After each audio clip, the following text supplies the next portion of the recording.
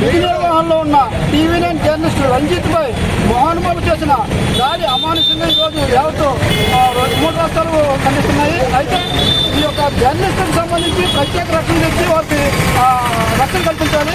2, మోహన్ బాబు చేసిన దాడిని అతను కుమారుడు విష్ణు కూడా సమర్థించడం చాలా హేయమైన చర్యగా దీన్ని అభివర్ణిస్తున్నాం.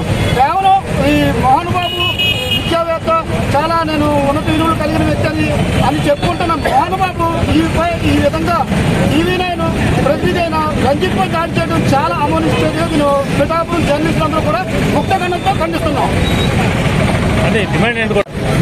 మోహన్ బాబుని విద్యావేత్తగా చెప్పుకుంటున్న మోహన్ బాబు చేసిన ఈ దాడిని ఖండిస్తూ మోహన్ బాబుని తక్షణం శిక్షించాలని, కఠినంగా శిక్షించాలని పిఠాపురం జర్నలిస్టులందరూ కూడా ముక్తగంఠంగా కోరుకుంటున్నారు.